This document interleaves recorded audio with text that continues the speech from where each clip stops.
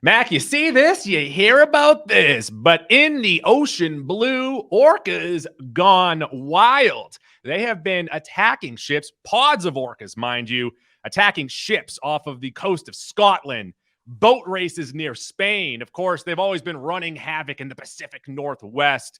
Let me ask you this. Is this man's greatest threat? No, of course not. And something that can't walk on 2 feet on land is not man's greatest threat. However, there's no, I mean, there's a reason why they were named killer whales. Do you want that reason? Sure. This is according to SeaWorld, so it has to be fucking real. Okay. Killer whales gain their common name because of the types of prey. Of course, they will prey on larger whales.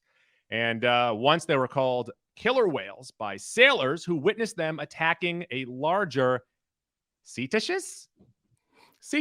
I don't know what that word is. It seems like a word that was made up by SeaWorld because they're trying to cover things up. Over time, the name gradually switched and just stayed with them. Killer whales. Even though not whales, they are dolphins. They are essentially the wolves of the sea, wolf packs of the sea. And it's funny how fond we think about these animals as opposed to wolves. I like there's no winning against a pod of orcas. Like No. unless you guess, I guess you unless you what, you gonna shoot the whales? You're just doomed against several I think orcas. your only chance is befriending them, right? Well, I don't know if that's possible. I don't know if it's possible, but I think that's your only chance. If you are out deep enough where an orca is out there, like, messing with your iceberg or your boat, you don't got no chance unless they want to give you a ride back to land. I've always been fucking real sketched out by these orcas, Goo, because you can't trust anything that has a floppy dorsal fin like that. Anything that looks like an emo animal like that. Out in the wild, they don't have floppy dorsal fins. They got erect ones. You don't know that. They only got the flops when they're at SeaWorld. I don't agree. It's only when they're depressed. Well, I mean, sure, yeah, they're emo. An older photo of Flipper? They're out here. Can I finish? Have you ever seen an older photo of Flipper after he has gone through the ringer of television for years? He's got a real flaccid fin. Listen, I don't need Shamu out here singing "I Write Sins Not Tragedies." That it is clear. I'm even more scared of the ones that are captive because they might lash out. At least the ones that are out swimming in the ocean can just leave and do whatever the hell they want. I don't want anything to do with orcas. Each other. They can communicate with each other. They can plan attacks. Also, and I believe, I've already talked with you about this. I'm an ocean boy. I do love the ocean, but even for someone that loves the ocean. What do you like about the ocean? I like the seawater.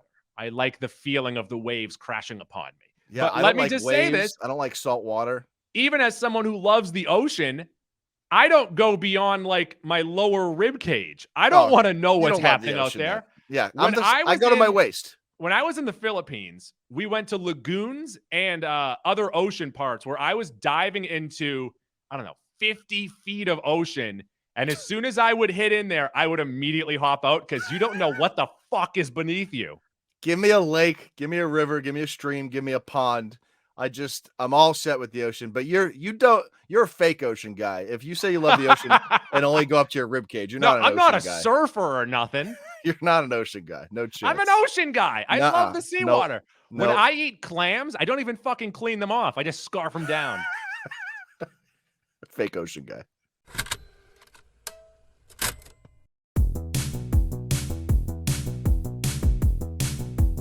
One goo, three, yeah. Jaws 3. King of Queens. Meryl Streep.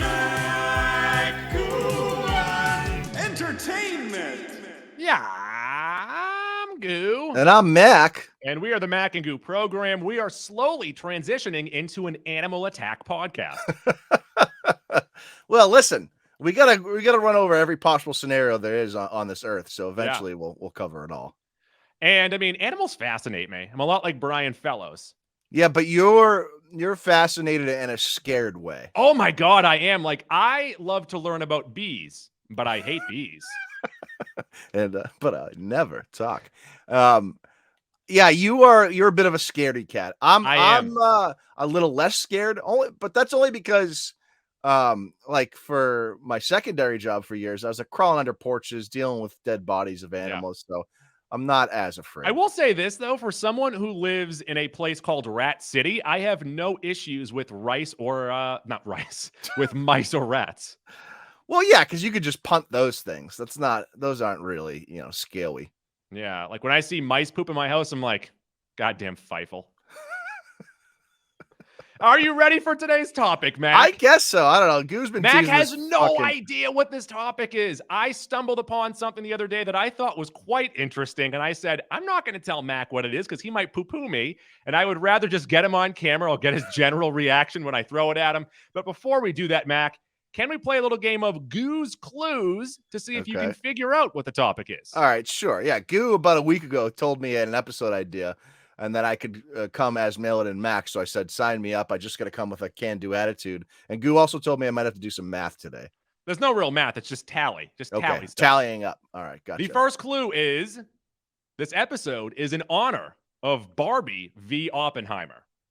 Barbie v. Oppenheimer. So it sounds like, all right, summer movie, something like that. Summer blockbusters. Okay, all right. The second clue is a calendar with a circle around a date. Oh, so like June 21st movies or June 28th movies, July 21st, July 28th, something like that. Am I getting hotter? You're getting kind of hotter, but Okay. also quite a bit off. All right. Oh, all right. And then the third clue is box office comparisons. All right. So we're going to be comparing movies that came out on the same weekend over the Oh, sit down in your thinking chair and think. years. Think. Because when you do your part, you take a step at a time. And you can do anything that you want to do. Today's topic is movies released on the same day. I have a list of about 15-ish movies. I'll be reading them off to Mac. And what I'll be asking you for, Mac, is who won the weekend? Who had the better box office weekend? Who had the better box office through their entire run at said time? Let's say original time. And then also, who do you think has the bigger and longer cultural impact between the two movies? Okay, that third question seems more reasonable because the first two seems like the number value would tell you who the winner was, no? Yeah, no. Like the first one is just you guessing who won the weekend, who had a better weekend. Gotcha. So you'll be keeping tally of that. All Don't right. keep tally of your cultural winner. So That's you're just not your gonna opinion. You're not going to tell me if I get it right or wrong until the end? Is that No, I'll tell you right or wrong as soon as you guess. Gotcha. Okay. All right. Why would you be writing down answers like, let's go back and check your answers? Well, that's what I thought I thought you had a red pen out. How far are we going back here? 1982 was the first one. All right. Reasonable. But these are all big name movies. These are classic movies. Is 82 E.T. and something else? Well, E.T. was in the theater at the same time as these movies. It looks like you know movies. Are you ready for the first one, Mac? Yeah, lay it on me. Are we going chronologically here? What's up? Yes, chronological. Okay. And then I'll try and do it in alphabetical order based off of the name. I also might not have. I don't know. I forget what I did. It was last Friday. So, Mac, in honor of Barbie v. Oppenheimer, the episode today is movies released on the same day. And the first date on the board is June 25th, 1982. What were you doing on this day? This was just under 7 years prior to my birth, which means my parents were teenagers, both of them, I think.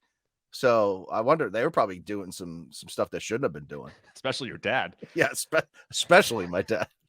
Can you actually ask your dad after this podcast what he was doing on June 25th, 1982? I will text you his response. Okay. The first movie up is Blade Runner. Ooh, okay. And The Thing. So interesting. All right. So horror movies never do well at the theater, but I do know that Blade Runner got more popular as the years went on. It was more of a cult classic than it was a smash success in the theaters. So I think clearly The Thing made more money. You are incorrect. Mark down one wrong. Wow, one wrong. Damn. The Thing lost to Blade Runner. The Thing actually finished 8th in the box office with $3.1 million, finished behind Rocky 3 in its 5th week, The Wrath of Khan in its 4th week, Annie in its 6th week, and Poltergeist in its 4th week. Blade finished second at the box office with 6.1 million, just behind Blade. E.T. in its third week at the theater. Wow, I'm stunned that Blade Runner. You know what? Maybe you know what I didn't factor in here is, of course, horror movies were a thing in the early 80s, but Blade Runner's capitalizing on the Star Wars community. That's what I didn't take into consideration. All right, 0 for 1. Who do you think made more overall at the box office? Well, if Blade Runner made more initially, Blade Runner had to make more in the long run. Blade Runner did make more, but it also lost money on its budget. It had a budget of about 30 million, only made 24 at the box office, while The Thing made almost 20 million on a budget of 10 to 15. Wow, but neither really all that successful when you can. I mean, The Thing doubled up, but still, for movies that are considered all-time greats, and they both. Yeah, do you think that both of these are top 5 in their genre? No, not Blade Runner for me. I think you could make an argument for The Thing. Yeah. I'm just not a Blade Runner guy, which is really interesting. And I talked about this when Blade Runner 2049 came out. Blade Runner 2049 is one of my favorite movies of the last 10 years, maybe of all time. And I don't even really like the first Blade Runner all that much. So bigger cultural impact, you're going The Thing? No, I think Blade Runner has a bigger cultural impact. Okay. The Thing is a better movie in my estimation, though. And if you were rating, say, top 10 horror movies versus top 10 sci-fi movies, yeah, I might consider The Thing on my list. I probably do have it in there on my list. I wouldn't have Blade Runner on my list. The Thing is also one of the greatest remakes of all time. True dat. Original 1955, maybe 52, 52 or 55. Okay. It was in the first Halloween movie, though. Yeah, true. All right, true. Mac, let's go on to June 8th, 1984. I will also ask you at the end, what do you think the best day out of all of these are, by the way? So just kind of try and remember. I'm jotting some notes. I got some notes. Okay. Here. So 1984, June 8th, we have Gremlins and Ghostbusters. Wow. So Gremlins versus Ghostbusters. Well, The Thing was a better horror movie than Gremlins, even though Gremlins isn't an outright horror movie. Adjacent, but go ahead. It has comedy involved as well. Ghostbusters seems like the bigger blockbuster. And I'm thinking to like marketing. How do you really market Gremlins? So to me, it's got to be Ghostbusters here. So Ghostbusters was the higher. Ghostbusters was number 1 at the box office. Only 13.5 million, though. Gremlins made 12.5 million. Wow, close. And actually, both of these movies had higher second weeks word of mouth. Wow. Yeah, I could see that. Especially Gremlins, since I just said it, you wouldn't really know how to market it. So that would be for sure more of a word of mouth thing. You market it. It's a movie. Long run here, especially because Gremlins has some holiday properties. I wonder if Gremlins made more goo. Is that your guess? That's my guess. Yikes, bikes, Mac. Are you stupid? Wow. Christmas. Okay, so Ghostbusters ended up making 230 in its original theatrical run. Oh, I'm way 1984. That's amazing. Massive. And then also 243 with its extra releases. That's not even including, DVDs, merch, all that crap. And so, also only had a budget of $30 million. I believe that. Yeah. How much did Gremlins end up making? How far off was that? Not bad, actually. 150 million domestic. That was 100 on a budget of 11. That's for Gremlins. That's incredible. Yeah. Jesus, yeah. 10 times its budget. Way to be Peter Dante right there. Well done. So you are, I think, 2-2 right now. Yeah, 2-2.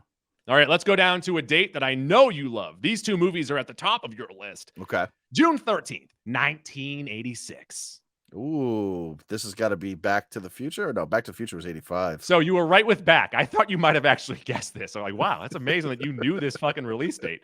Back to School, starring Rodney Dangerfield. Okay. One of my favorites, of course. Versus Ferris Bueller's Day Off. Oh. Now, this is interesting because Dangerfield is a much bigger name than anyone in Ferris Bueller's Day Off at this time. So opening weekend, I feel like it might have made more, but then Ferris Bueller makes more in the long run. I'm going to go with Back to School makes more first weekend. Back to School made almost $9 million in its opening weekend versus Ferris Bueller's 6.3. And then what is your guess for overall? Ferris Bueller must have blown it out of the water.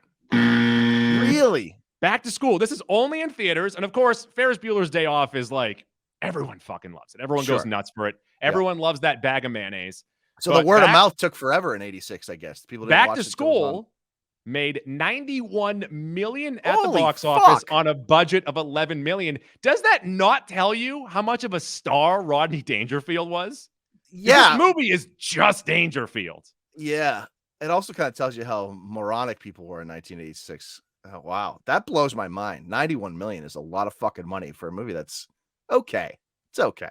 I would have it probably top 4 for Dangerfield, but there's so like It's not saying there's much. no, but there's like a middle of like Dangerfield where like the tops are pretty funny, like really funny movies, and Yeah. then the bottoms are terrible. Yes. Rover Yes. Dangerfield, Ladybugs, How much did Ferris Bueller make in its run? just over 70 million. Wow. So it was more than 20 million off. Budget huh? of 5 million though, so little ROI. So action right that's there the on one that action. was like the cult classic that ended up making. Oh yeah, more in no, the that long is. run. And Okay. I'll admit this, I'm not the biggest fan of that movie, but you know, that's a huge movie with everyone still today. So another one split here, another 1-1, 3-3 so far.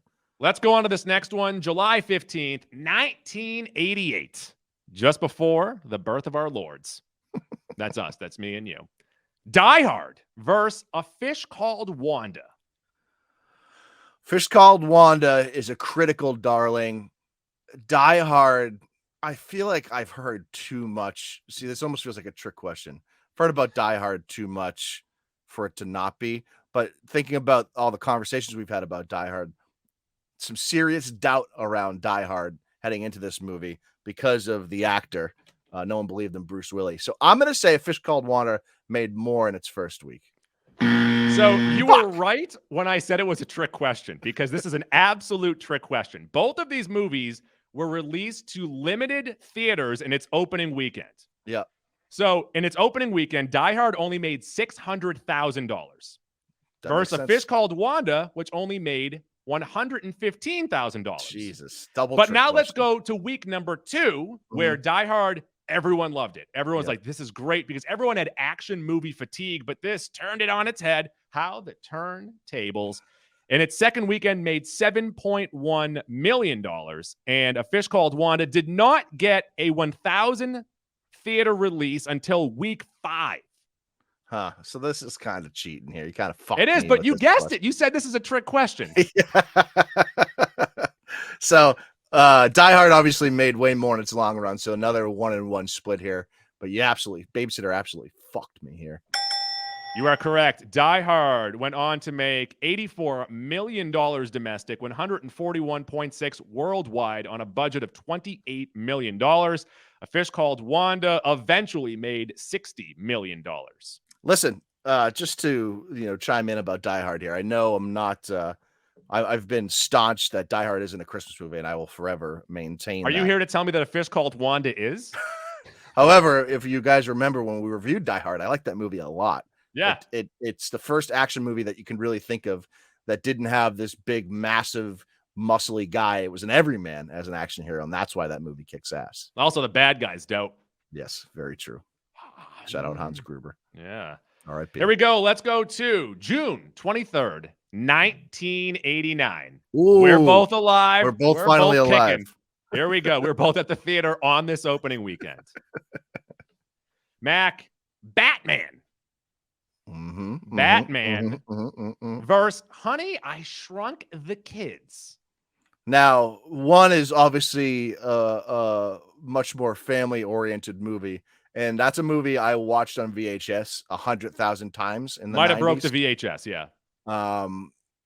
But for that reason, because it was so rentable on VHS, I feel like it maybe didn't make as much money in the box but hear me office. out. Batman also was available at Blockbuster. Sure, well, yeah, it wasn't like sure. they're like, you can only see this in theater. I feel like Blockbuster will never get this tape. I feel like with the name Batman and Tim Burton attached to it, that movie had to have made more opening weekend.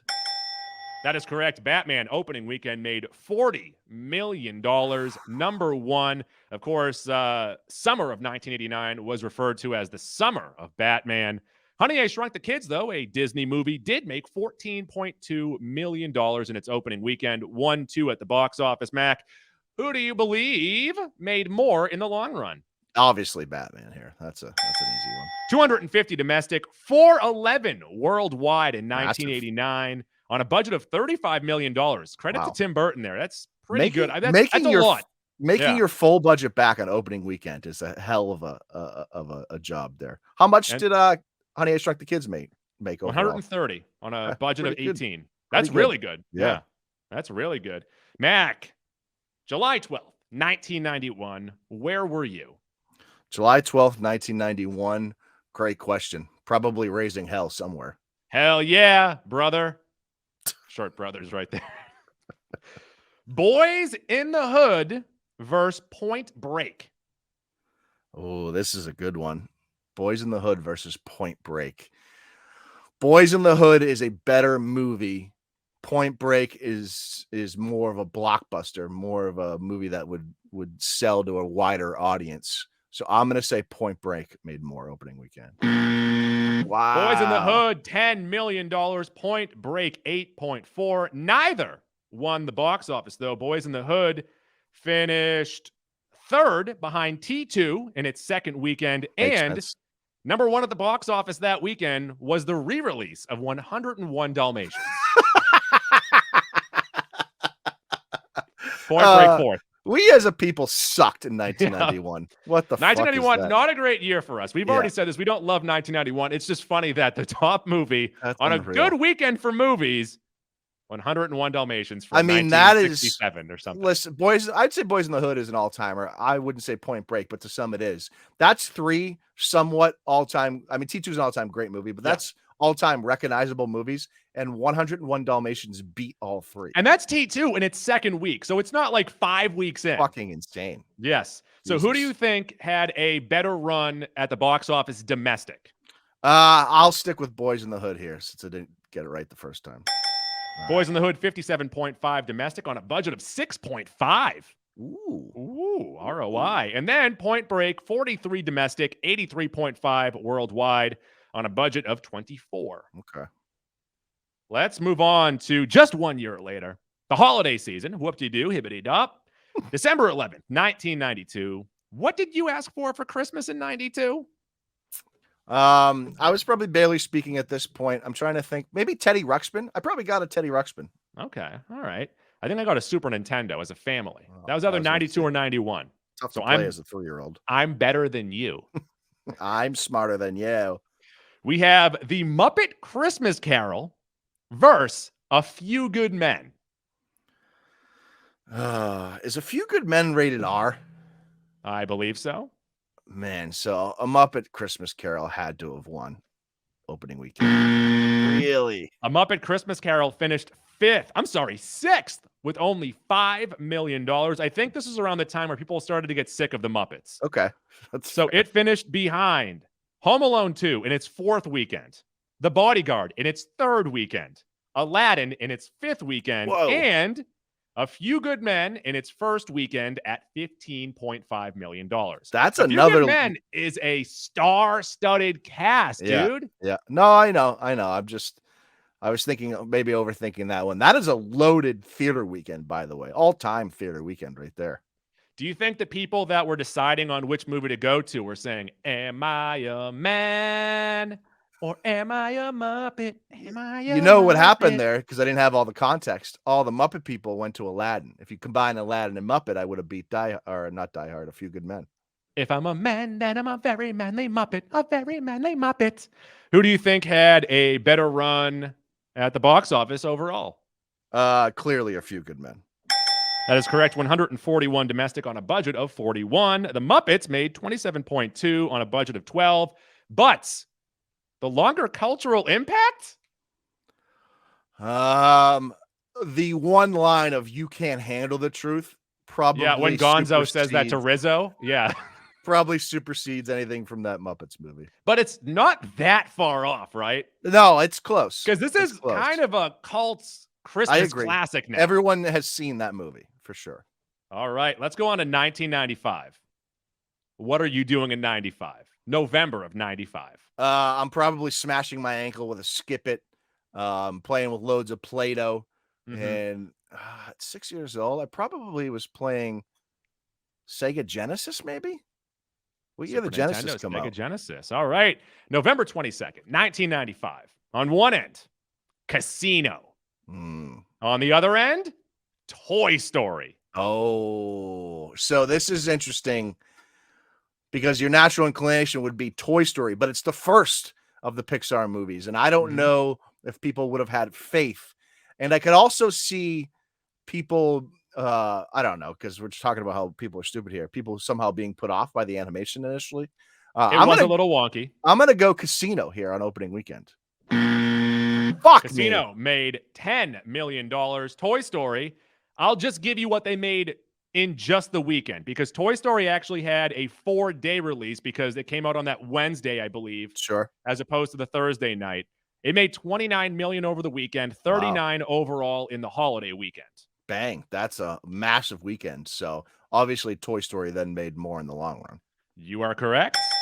Toy Story made, first off, it made another $30 million in week 2, another $20 million in week 9, which is insane. I think that might be like the Christmas week. That might be the reason why, holiday week.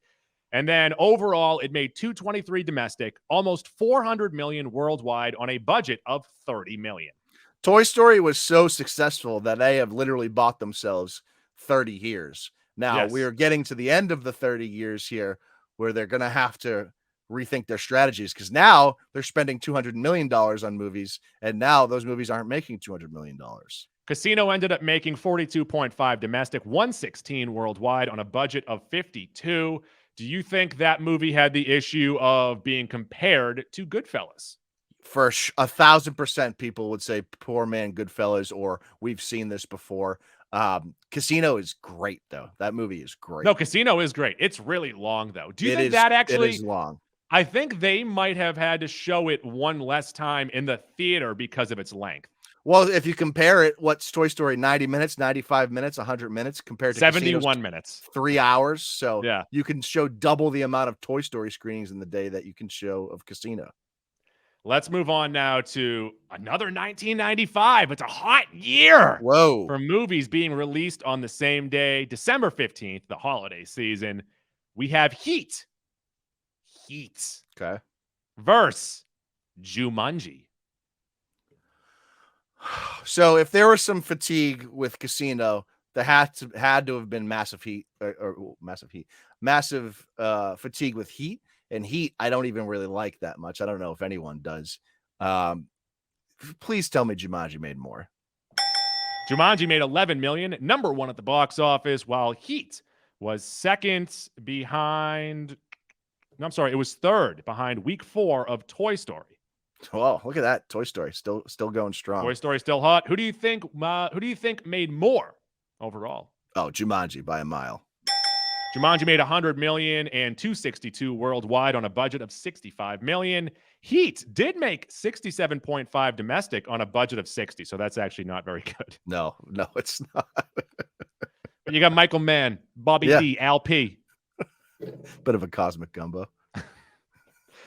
Let's wrap up the decade. Let's go to 1999, April 2nd. What are you doing in 99 on April 2nd? Pokemon? Oh, Pokemon all day, all the time. Cards, video games. I was probably still dabbling in some PlayStation games, but no doubt in my mind, I was crushing Pokemon on my Game Boy Color.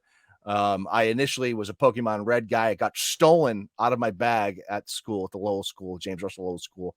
And then my mom had to buy me the blue version because I was so jaded about the red version. I was also very deep into Pokemon trading cards at this point. Did you already have a Masigno? I'm sure I did. No doubt in my mind I did. You ain't trying. Masigno is the original slaw. You're right. Well, the rare candy thing is, yeah. I would say of all the video games I've played, it's not even close that Pokemon Blue is the game I have played most in my life. Just in that year that it came out. I think it came out in 98. Maybe it was 99. I probably played that game over and over. I probably completed that story fucking 100 times that year, and probably at least 100 times since. April 2nd, 1999. 10 Things I Hate About You versus The Matrix. It's got to be The Matrix. It's got to be. It's The Matrix. The Matrix made $27.8 million on that weekend, but 10 Things I Hate About You finished second at 8.3. 10 Things I Hate About You is still a very enjoyable watch. It perfectly encapsulates 1999 and high schools like that, although we never even remotely went to a high school that looked Correct. like that. But that is like, if you asked me which movie I'd rather watch today, I'd rather watch 10 Things I Hate About You. Let me ask you, though, who do you think made more with their whole run at the theater? I bet The Matrix tripled with 10 Things I Hate About You made. I mean, you're completely off on tripling. The Matrix made 172 domestic, 467 worldwide on a budget of 63. 10 Things made 38 domestic, 53.4 worldwide on a budget of 30. So it quadrupled? A lot more. So let's say 467 versus 55. I mean, oh, Jesus Christ. Yeah. 20 6, times the 7, amount. whatever it is. 10 times the amount. Yeah. 8 times Mac, the I amount. have one more for you. Okay. One by the more. way, I'm 13-7 so far. I'm really closing strong here. That's a good gambling record. Yeah, that's not bad at all. We're making money. Here we go, Mac. The final one here is from 2003, November 7th. What do you ask for Christmas? A PS2? Yeah. Is that the year PS2 came out? 03? Maybe. Might have been 02. Maybe. Might have been 02. Mac, we have 2 Christmas classics. Elf and Love Actually. Love Actually. Shit, that was a very successful movie. And Elf, I feel like, made more money over the long run, and maybe not initially. And Will Ferrell wasn't yet a bona fide movie star. I'm going to say Love Actually made more in the first week. Fuck! Love Actually only made 6.9 million, finishing 6th behind movies like Brother Bear in its 3rd week, Scary Movie 3 in its 3rd week, and Radio in its 3rd week. Fucking Radio. Although it lost to Radio. Although it finished 2nd at the box office that weekend, made 32 million opening weekend. It did it really that first weekend? Finishing just behind The Matrix Revolutions. Oh boy, that movie is dog shit. Is that the 3rd one? Yes. Second one has the best scene out of any of the 3, but second and third ones aren't great. Wow, I thought Elf for sure was one that made more in like its 3rd week than its 1st week. Fuck me. Who do you think made more overall? Obviously, Elf. You're correct. Elf made 178 domestic, 227 worldwide on a budget of 33, while Love Actually went on to make 60 domestic and 245 worldwide. Did I mess Love that Actually did well. I'm telling you. That's why I thought it did worldwide well on a budget of 40. Was it British rom- people? It's a all-time beloved rom-com, even though it's not nearly my favorite. I'm going to toss this out there. This is the first one I'm not confident about. I feel like I might have messed up. 245 seems high. Well, it does seem high. It's probably. Well, actually, no, it makes sense. So it built in its weeks. So week 6, it made 9 million. Week 8, it made 7 million. 8, 6 million. So it did what I thought Elf did, basically. Yeah. Okay, right. So it built. Oh, and actually, right around Christmas time, it made 11.2. Makes sense. It is a holiday, a Christmas themed movie. So what was your record? I finished 14-8 here, Goo. Out of the 11 weekends you gave us, 14-8. I didn't really catch stride till halfway through. I was about 50-50 until halfway through. I'm also, You surprised me like 6 or 7 times here, though. That's for sure. I'm also curious for the people that were playing at home, even though I forgot to ask you to play at home. What were your records too? And let me also ask you this, Mac. What weekend pops out to you as the best of the simultaneous release weekends? So I only forgot to write one set down, which would be June 13th, 86. So we have The Thing and Blade Runner in 82. That's going to be a tough one to beat. Ghostbusters and Gremlins, that loses to The Thing. What were the two in 86? 86 was Back to School and Ferris Bueller's. Yeah, that doesn't win either. Die Hard and A Fish Called Wanda is a great combo, but not as strong as The Thing and also Blade a trick Runner. question. So yeah, credit to me. Batman and Honey, I Shrunk the Kids. That's a good one, right? That is a good one because I like, since I don't love Blade Runner, that probably personally would supersede it. But Blade Runner and The Thing is too iconic. Boys in the Hood and Point Break doesn't win. A Few Good Men, Muppets doesn't win. Toy Story and Casino, actually. That's pretty high. Give me Toy Story and Casino over The Thing and Blade Runner. I'm not talking monetarily here anyways, but you can give me an answer if that's true. That beats Jumanji and Heat. The Matrix and 10 Things About You were two formative movies of my childhood, but I would still prefer Toy Story and Casino. And because Elf is probably my favorite movie out of all of these, but I don't love Love Actually. I don't actually love Actually. that didn't make any sense No, whatsoever. can you try that again? That joke fucking flamed out, crashed and I can burned. cut that. Don't worry. Yeah, fix that in post. Give me Toy Story and Casino. That would be September, or what was that? 95. November of 95. 95. Yeah. So I'd be between most of these 80s battles, and I think the most balanced is Ghostbusters and Gremlins. Maybe. I don't know though. So you're just poo-pooing Sharon Stone in Casino then? I'm not poo-pooing Sharon Stone. I just think that Toy Story walloped Casino overall. Much like I enjoy Batman and Honey, I Shrunk the Kids, but Batman, with his straight neck and Frankenstein-like body, beat the piss out of what's his name there in the movie. I think we're answering the question differently here. Yeah, absolutely. We've got different assignments. Goo, if we talk about all-time great faps or people that helped us get along on certain days, do we underrate Sharon Stone between Total Recall, Fatal Attraction? That's the one with she had a great run. And she then had an Casino. Run. Yeah. I mean, there's a 10-year span there where not many people rival her. All right, guys. So tell us your favorite weekend of movies that were released at the same time. Also tell us, what are you going to see first, Barbie or Oppenheimer?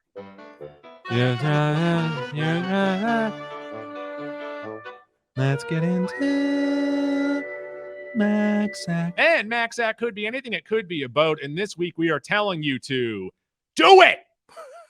Just do it. Yeah. That's our original saying. We came up with that. That's ours. And then we go like this, like a Disney Channel original show. Dun, dun, dun, dun. I'm a real Hillary Duff. I'm Miranda. Lelaine is her name. Yeah. I know in hers, she had a wife beater on and like a tie because she was trying to be like Avril Lavigne. I don't think we're allowed to say wife beater anymore. Did you hear what? It's like 3 or 4 years old now. Yeah. And I think I'm allowed to say this. Okay. But someone on Nesson saw a player on the field wearing that, and they referred to it as a guinea tea. Oh, yeah, that's right. That's what he called it. It was even worse. It was a somehow. she, but yes. It was even worse than wife Should I beater. bleep that out? Am I allowed to say that? No, I don't know. Who knows? Run it by the upper ups over there. I remember what was it? Warehouse 18 or Warehouse like 9 or whatever that was in the area. Building 19? Building 19. They you ran can buy ad. carpets for fucking like $8. They ran an ad about 10 years ago that advertised wife beaters for like $2, and they got in big trouble. That sounds like something that Building 19 would do. Yes, exactly. Also, Building 19. This has nothing to do with Building 19 or even what this topic is, but they had an ad. Brought to you by Building 19. It was someone who was blow drying their hair. Yeah. And my mother like drew over it and made it look like a gun. And then it said, "I'm going to do it." This really ties into our topic here. Do it. What a full circle thing this was. Look at Mama Goo, really. My mother loved to draw over advertising and like made it into something else. Oh boy, because that's what was fun when she was a kid, you know? There was no internet. You either had to do this or play with a stick and hoop outside. Yeah, or you would draw on dollar bills. You would change what George Washington was wearing. She has done that. Between those, this is like a Mount Rushmore of things that my mother would do that I was like when I was a child. She would also put baby carrots in her mouth and then act like a walrus. Bugles on the fingers. Dude, bugles like a witch. Mom, stop it. Tell us what your mom did, guys. Come on. Okay, so once again, do it. So go on social media, Instagram, Twitter, TikTok, at Mac and Goo Podcast, all those areas. What do you do on those? You follow those? Rate, review, subscribe. No, you do that on Apple Podcasts, which Yes. I also do want you to do. Also, it's been a while, yeah. guys. Write new reviews. I don't give a shit what they are. Just write a new review. You get a free t-shirt from the folks over at Watertown Sportswear. That's Watertown Sportswear, 34 Mile Auburn Street in Watertown, watertownsportswear.com. Experts screen printing and embroidery. More importantly, you get a pen. It's a great pen. You now also get a pen, which is the Mac and Goo pen. It's a quality pen and it lasts, durable. Also, if you write in the review that you want 2 pens, I'll send you 2 pens. Wow. How about that? Or just tell us how many pens you want, but be reasonable. Limit yourself. Yeah. No, You no, don't need so many I'm pens. gonna put it on the listeners. Okay. All right. Tell us how many pens you want. But First listener's gonna ask for 100 pens. But here's the thing. I'm gonna tell you this right now. If you ask for too many, I'm not gonna send you any. Ooh, so there's a limit in your head and no one knows. There's a limit in my head. I like if this you guys game. fuck with my limit, you're not getting a pen. This is a dangerous game. I like it. Yeah. Also, hey, right now, I'm not sure if this is. I'm pretty sure it is. YouTube. Rate. No, you don't rate, subscribe, review on YouTube, do you? You can No. subscribe. You subscribe. Smash You that like. follow button You below. smash that follow button below. We need these follows. I'm posting hit full that little episodes bell again. to get Yes. Mac and Goo alerts. I'm posting full episodes again. You fucking babies. We're back, baby. Yeah. So come on, do that. And then I'll post shorts. There Even you though go. it's tough because shorts have to be under 1 minute long and our comedy needs to breathe. If we're anything, we're not brief. There's no brevity to Mac. There and is Goo. no brevity to Mac and Goo. Mm. We're at 45 minutes right now and we've talked about nothing. We've talked about no things. None No. at all. We're going to start the show in like 5 minutes, actually. This is Our just the producer's intro. giving us the green light right now. Is there anything else social media wise that we need to push? Yeah, I don't know. We haven't done this in a while. Follow TikTok. Do everything. Do it. Yeah. Just do it.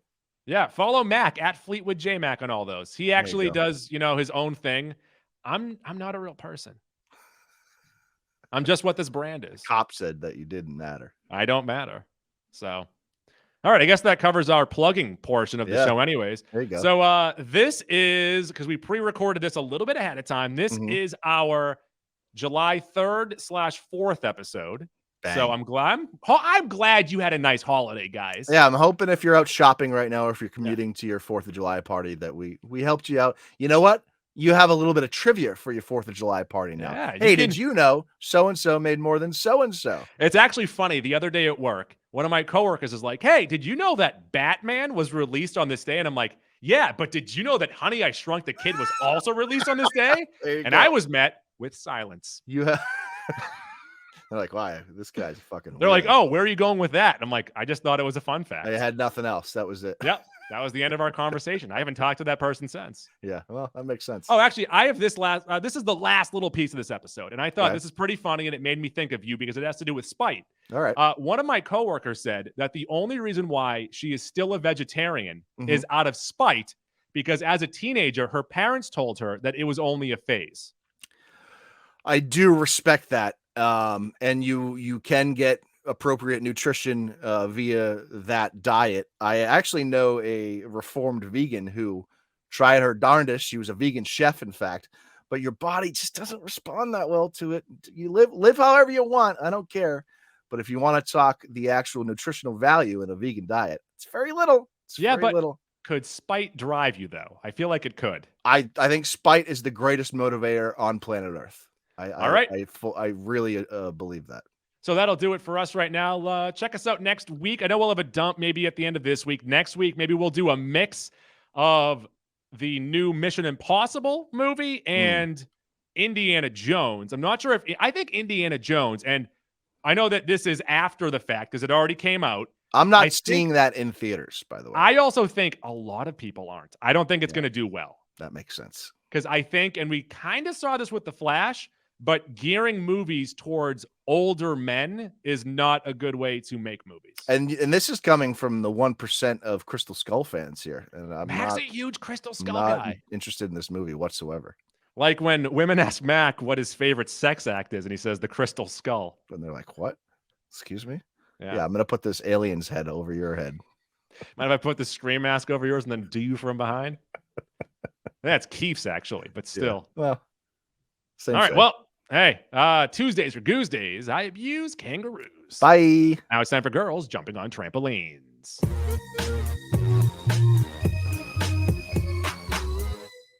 Please flip the cassette over to side B to continue the adventure.